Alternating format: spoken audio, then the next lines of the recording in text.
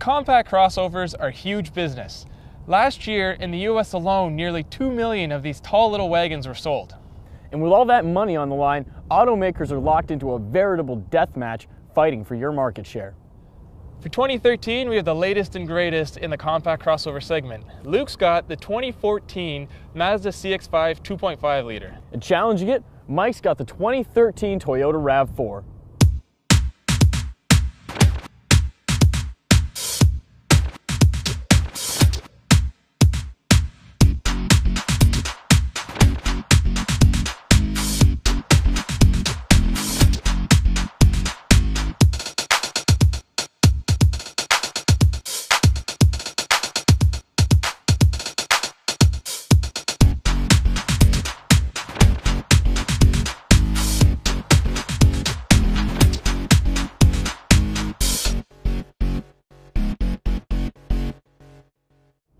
The RAV4 comes standard with a 2.5 liter four-cylinder engine.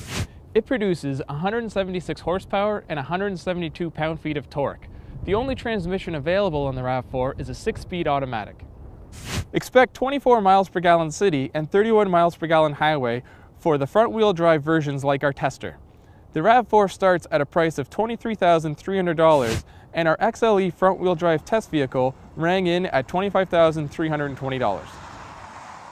New for this year, the CX-5 comes with a larger 2.5 liter version of Mazda's Skyactiv engine.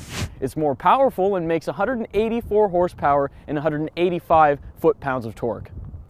This version only comes with a 6-speed automatic, unlike the 2-liter version that can also come with a 6-speed stick. The EPA estimate suggests 24 miles per gallon around town and 30 miles per gallon on the highway. Pricing starts at $21,990, but that won't get you into the 2.5 liter engine. Instead, you'll end up paying $25,410 including delivery for the 2.5 liter engine, which isn't available until the mid-level touring trim, which is what we have today. As beautiful as the CX-5 may be, it can't touch the RAV4's boldness in design. Toyota desperately wanted to shake the dull image of the old RAV4, and well, they've succeeded. Up front, there's chrome that stretches from headlight to headlight, but it's out back where the real differences have occurred. Gone is the trunk-mounted spare tire, which allows for conventional liftgate, a first for the RAV4. As well, the rear liftgate has a recessed window to add an extra styling element. Ever since Mazda cut ties with Ford, the company's been going full bore with an all-new chassis and sexy new styling. Last year we got our first look at Mazda's Kodo design language, which is on the car behind me and remains unchanged for this year.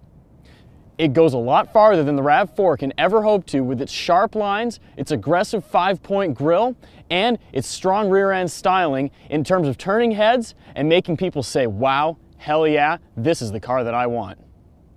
The dramatic restyle of the RAV4 wasn't limited to just the exterior, it included the interior as well. Gone is the dated, boring interior of RAV4s of old. Now there's the stylish dashboard cliff that provides a lot of nooks and crannies for optimal storage. As well, it brings all the controls nice and close to the driver. The downside is some of the lower place buttons are hard to reach, but overall it's a good design. The CX-5's boring interior can't touch this new stylish design.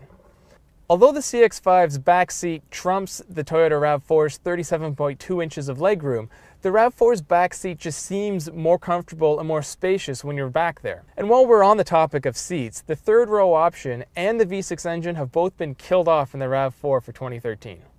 The interior on the 2014 CX-5 doesn't change at all over the 2013 model year, but that's hardly a bad thing. In fact, if anything, this would be my pick in general over the two cars in terms of interior quality.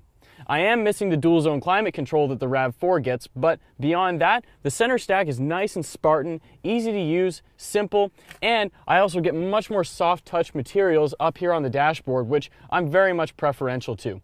Apart from that, in this trim, you also get some nicer features. Those include rain sensing wipers, a push button start, power seats, Pandora radio, and even automatic headlights.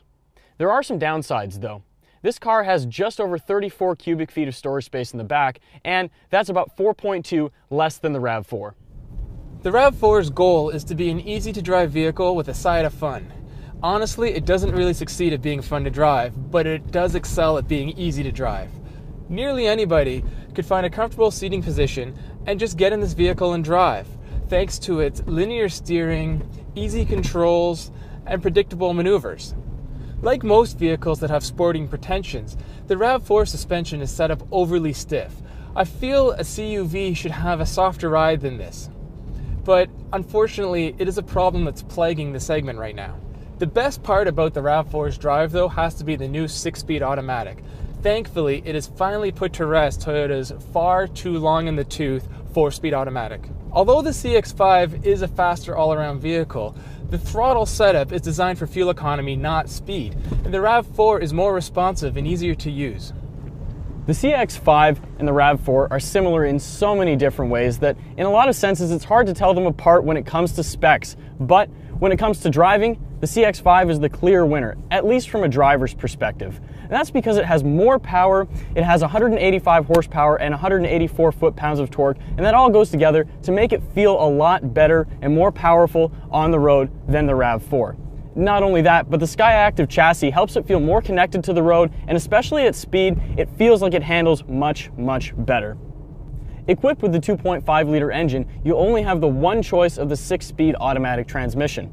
That's hardly a bad thing though, and really, I'm in love with this transmission. It shifts smooth, and if you drop it into manual mode, even between 1 and 2, you really don't feel the shifts. Not only that, but it acts lightning quick, almost like a dual clutch. That's something that the RAV4 just doesn't have. We're enthusiast drivers, and for that reason, both of us would generally pick the CX-5. It gets better fuel mileage and it has a lower MSRP to start with. However, the RAV4 is an easier vehicle to operate and is more spacious inside. We feel general consumers may appreciate those features. For more on this review and others like it, visit autoguide.com.